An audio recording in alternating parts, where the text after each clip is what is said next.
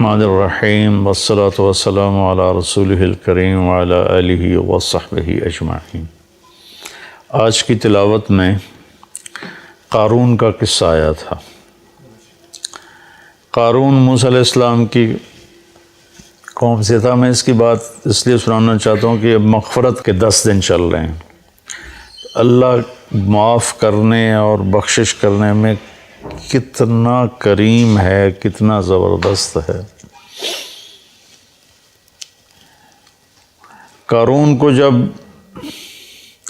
قارون سے جب موسیٰ علیہ السلام نے زکوٰۃ کا مطالبہ کیا تو ان کی زکوٰۃ تھی 10%، 100 میں 10 روپے۔ ہماری ہے 100 میں 2.5 روپے، ان کے تھے 100 میں 10 روپے۔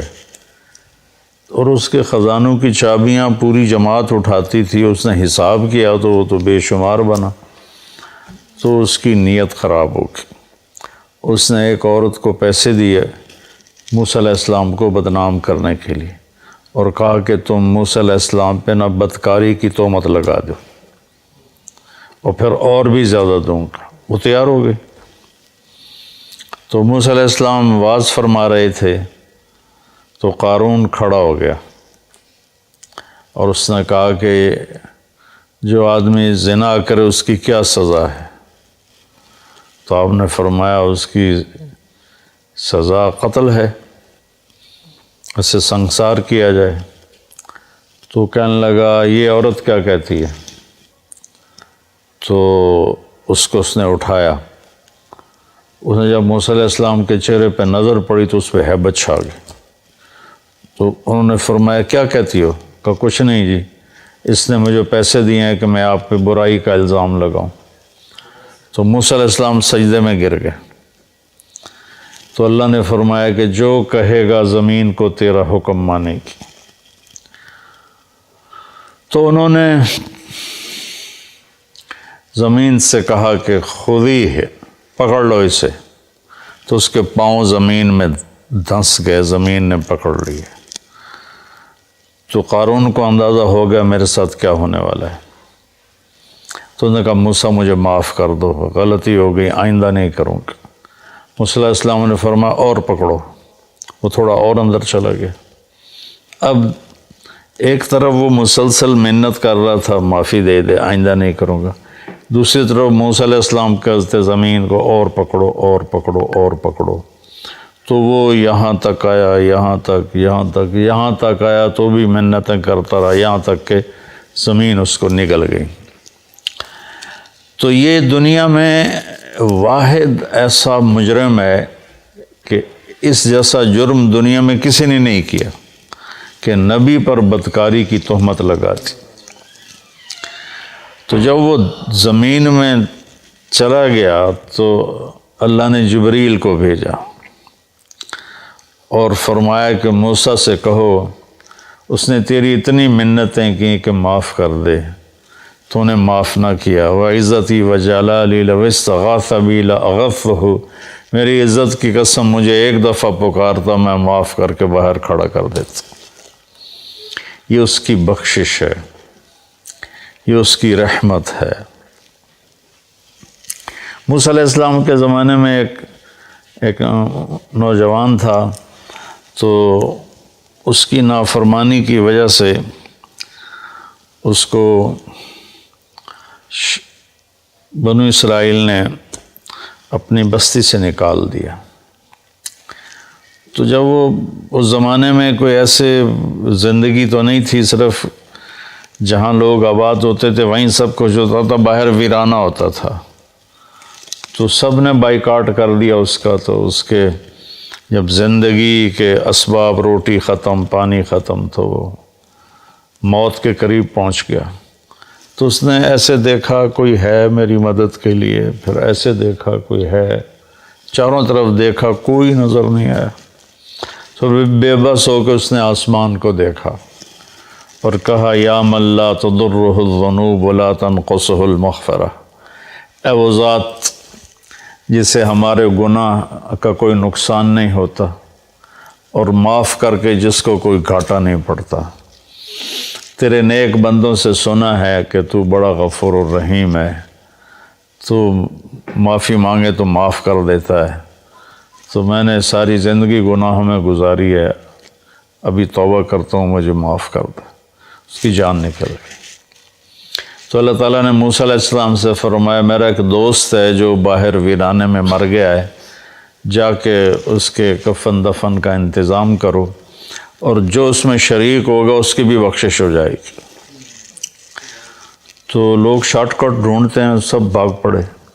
آگے دیکھا تو وہ بدمعاش جس کو انہوں نے گاؤں سے نکالا تھا، شہر سے نکالا تھا، وہ حیران ہو کر کہنے لگے موسیٰ یہ تو وہی بدمعاش ہے جس کو ہم نے نکالا تھا اس کی بدمعاشیوں کی وجہ سے، آپ کا رب کہہ رہا ہے جو اس کے دفن میں شریک ہوگا اس کی بخشش ہو جائے گی۔ جنازہ پہلی امتوں میں نہیں تھا، جنازہ اس امت کو ملا ہے، پہلی امتوں میں نماز جنازہ نہیں تھی، بس غسل، کفن، تدفین۔ اللہ نے ہمیں اپنے فضل سے یہ دولت نصیب فرمائی، اور اللہ کے نبی نے خوشخبری سنائی 40 آدمی کسی کے جنازے میں جمع ہو جائیں تو اللہ اس کی بخشش کر دیتا۔ تو یہ آپ کیا کہہ رہے ہو؟ تو موسیٰ علیہ السلام نے اللہ سے بات کہ تیرے بندے تو کہہ رہے ہیں بدمعاش ہے، تو آخی جانا میرا دوست ہے، ولی ہے، چکر کی۔ تو اللہ نے فرمایا جو یہ کہہ رہے ہیں ٹھیک کہہ رہے ہیں، یہ ایسا ہی تھا جیسے یہ کہہ رہے ہیں، لیکن جب اس پر موت آئی تو اس نے دائیں بائیں دیکھا اور کوئی مدد کے لیے نظر نہیں آیا۔ پھر اس نے جب میری طرف دیکھا تو مجھے شرم آئی کہ جس کی مدد کے لیے کوئی نہ ہو اور وہ مجھے پکارے اور میں پکار پہ لبیک نہ کہوں۔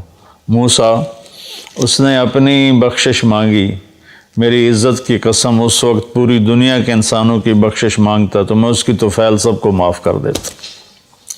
یہ اللہ کی مغفرت ہے، مغفرت کے بخشش کے 10 دن چل رہے ہیں کہ اللہ پاک کی بارگاہ میں رحمت سبقت غضبی، عرش کے اوپر لکھا ہوا ان رحمتی سبقت غضبی، میری رحمت میرے غصے سے آگے ہے۔ قرآن کی ایک آیت ہے نبئ عبادی انی انا الغفور الرحیم وان عذابی هو العذاب العلیم، میرے بندوں کو بتاؤ کہ میں بہت غفور الرحیم ہوں اور میرا عذاب بہت دردناک عذاب ہے۔ اردو ترجمے میں آپ کو دونوں طرف کی خبر برابر نظر آئے گی، لیکن یہ ایسے ہے، ایسے رحمت کی خبر اس کا وزن یہاں آ رہا ہے اور اس کے مقابلے میں پکڑ کی خبر کا وزن یہاں چلا جا رہا ہے، یہ دونوں برابر نہیں ہیں، یہ ایسے ہیں۔ اب ہم اس کو تھوڑا تھوڑا کریدتے ہیں۔ 90 میرے بندوں کو بار بار بتاؤ، 90 اذن باب تفعیل میں تکرار ہوتا ہے، تو اللہ تعالیٰ یہ کہتا اخبر میرے بندوں کو بتاؤ تو ہو جاتی بات، اخبر کی وجہ 90 بار بار سنا ان کو، یہ مجھ سے ڈرے ہوئے ہیں ان کو بار بار سنا۔ جیسے اذن بار اذان جو کہ بار بار ہوتی ہے تو اذن فی الناس بالحج یاتوک رجالا اذان من اللہ ورسولہ۔ تو اس پیٹرن پر جو لفظ آتا ہے اس کے اندر تکرار کا مطلب داخل ہوتا ہے، تو میرا اللہ اپنے حبیب سے کہہ رہا ہے بار بار سنا میرے محبوب، بار بار سنا۔ آگے اللہ کہتا اخبر الناس لوگوں کو بتاؤ، یا چلو اگر خاص کرتا تو اخبر الذین آمنوا ایمان والوں کو خبردار کر دو، خبر دے دو۔ 90 کی خوبصورتی الگ ہے، عبادی کی الگ ہے۔ اللہ نے پوری دنیا کے مشرق مسلم سب کو کہا میرے بندے ہیں، اور کہا میرے بندے ہیں، میرے میں کتنی محبت، میرا لال، میرا بچہ، میرا بیٹا۔ تو پوری دنیا کے مسلم نان مسلم کو اللہ تعالیٰ ایڈریس کر رہا ہے کہ میرے حبیب آپ کی ذمہ داری ہے کہ بار بار بتلاؤ، انسانوں کو نہیں فرمایا، مسلمانوں کو نہیں فرمایا، میرے بندے یہ سب میرے ہی ہیں، توبہ کر لیں میں ان تابوا فانا حبیبہم، توبہ کر لیں تو میں ان کا بہترین دوست ہوں. تو ایک 90، پھر عبادی کہ یہ میرے بندے ہیں. میرے بندے کا کیا مطلب ہے کہ حساب میں نے لینا ہے، تم نے نہیں. تو تم میرے بندوں کو ذلیل نہ کرو، کسی کو حقیر نہ جانو، کوئی اچھا ہے یا برا ہے، کوئی ماننے والا ہے یا نہ ماننے والا ہے، یہاں تک کہ کوئی اللہ کا منکر ہے. تو اللہ تعالیٰ کہتا ہے تمہیں اجازت نہیں دے رہا کہ تم ان کو کسی طرح بھی ذلیل کرو یا حقیر جانو. یہ فیصلہ میں نے کرنا ہے، تمہارے اس ہاتھ میں یہ فیصلہ نہیں ہے.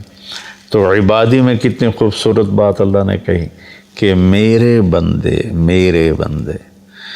ماں کے لہجے میں کہتے ہیں نا صدقے، میں تو والی نہیں پہ آمدہ. تو میرے بندے ایک 90، ایک میرے بندے. پھر انی، میں بذات خود، انا یقیناً میں ہی کیا ہوں، غفور ہوں، رحیم ہوں. انی بات بغیر کسی شک کے ہے.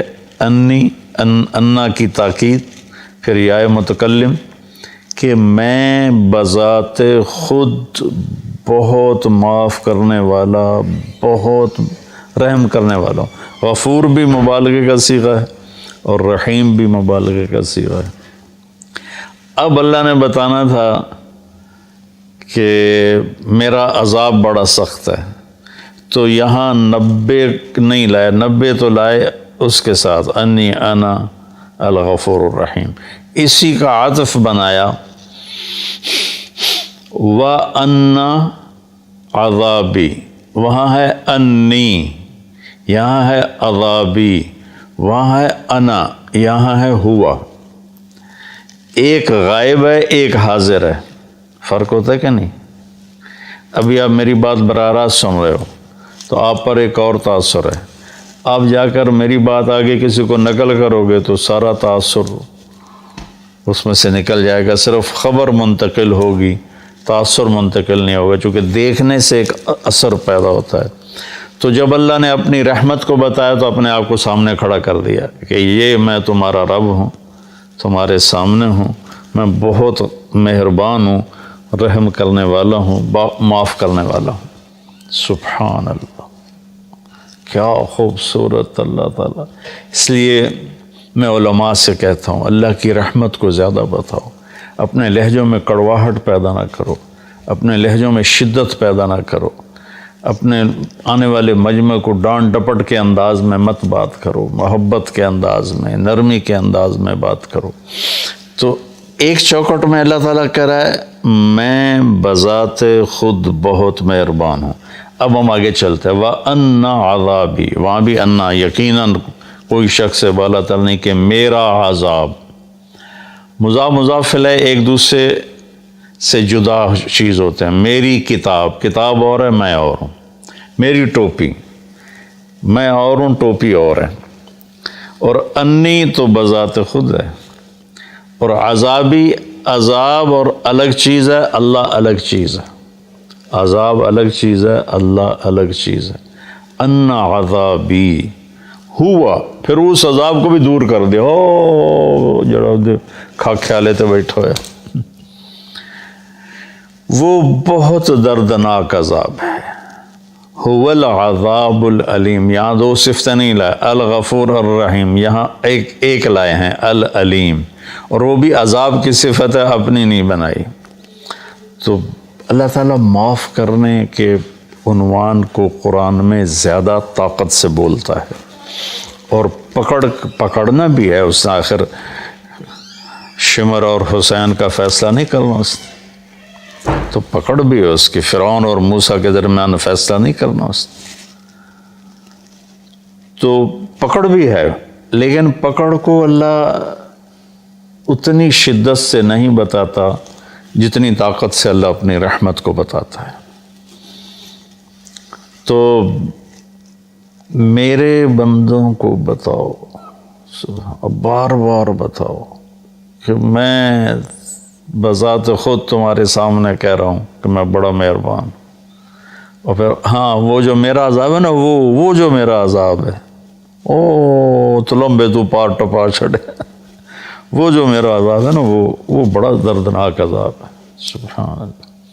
تو بچوں خوشخبریاں سناؤ، اللہ کی رحمت سے لوگوں کو قریب کرو۔ ایک ٹی وی کے ایکٹر تھے بڑے پرانے، تو وہ مجھے ملنے آئے، کہنے لگے میں آپ سے اس لیے ملنے آیا ہوں کہ آپ اللہ سے ڈراتے نہیں، آپ اللہ سے ملاتے ہیں۔ کہ میں مولویوں سے نہیں ملتا ہوں، لیکن آپ سے ملنے آیا ہوں کہ آپ اللہ سے ڈراتے نہیں ہو، آپ اللہ سے ملاتے ہو، آپ اللہ کی طرف بلاتے ہو۔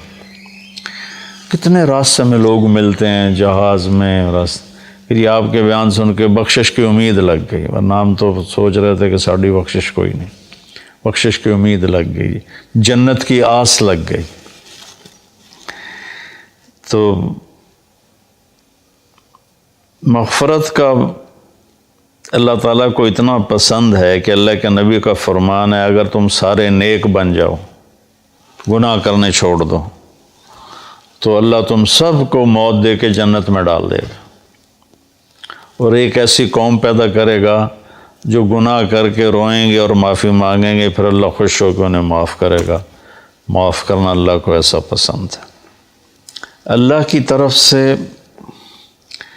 جو اپنے بندوں کے لیے رحیم، ارحموا من فی الارض یرحمکم من فی السماء، تم زمین والوں پہ رحم کھاؤ، اللہ تم پہ رحم کھائے۔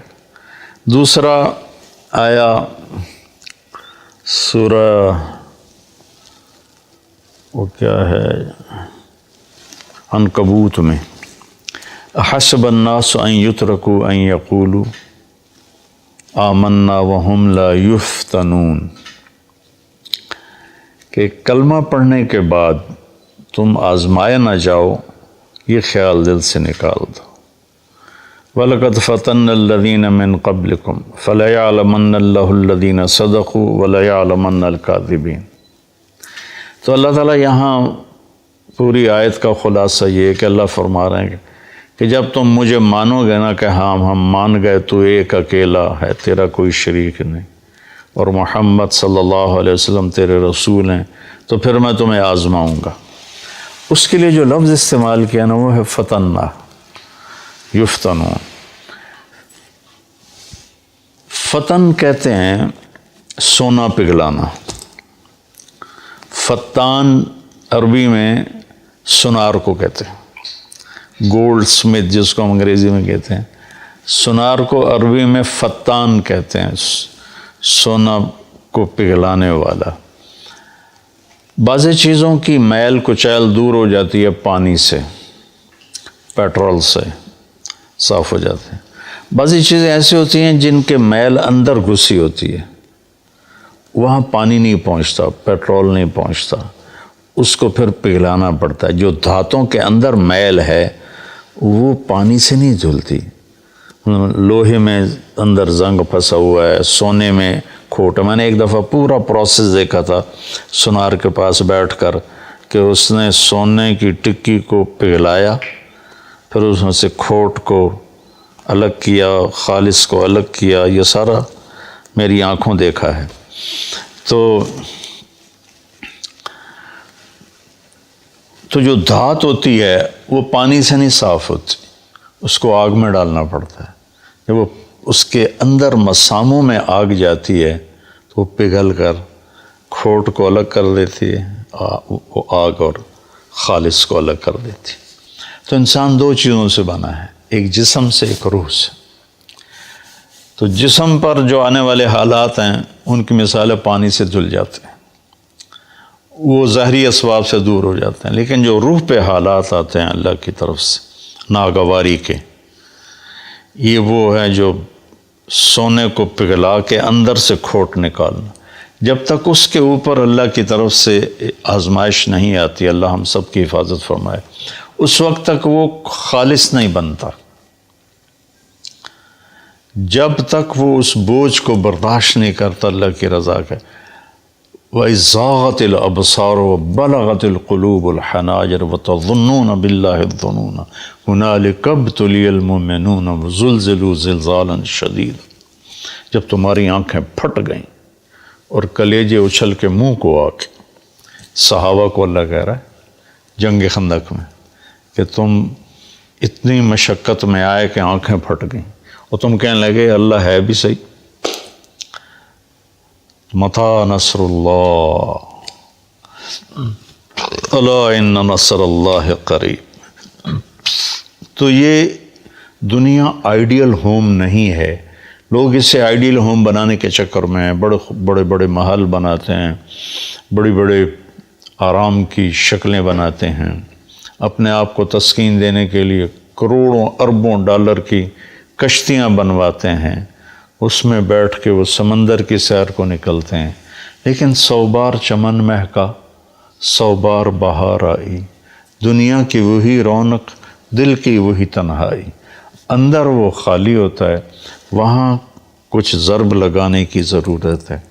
وہ جب آدمی اللہ کی اطاعت میں اپنے آپ کو جما کے چلتا ہے اور اس کے روح پر حالات آتے ہیں تو وہ پھر ایسے نکھر کے صاف ستھرا ہو کے، کیونکہ جنت صاف ستھرے لوگوں کی جگہ، اس لیے جو ایمان والے کبیرہ گناہ کرتے مر گئے ان کو جہنم میں ڈال کے پگھلایا جائے گا، کھوٹ ان کا نکالا جائے گا، کھوٹ نکال کے پھر جب وہ خالص ہو جائیں گے پھر جنت میں ڈال دیا جائے گا۔ غریب کا سال بھر کا روزہ مل کر افطار کروائیں۔ اس رمضان مولانا طارق جمیل فاؤنڈیشن لا رہی ہے تقسیم رحمت رمضان راشن پروگرام۔ تقریباً 3000 مستحقین کے گھر راشن پہنچانے میں ہمارا ساتھ دیں۔ صرف 4200 روپے میں آپ بھی کسی کی مسکراہٹ کا سبب بن سکتے ہیں، تو جلدی کیجیے۔ مولانا طارق جمیل فاؤنڈیشن، اکاؤنٹ نمبر 127101044100786، میزان بینک، تلمبا برانچ۔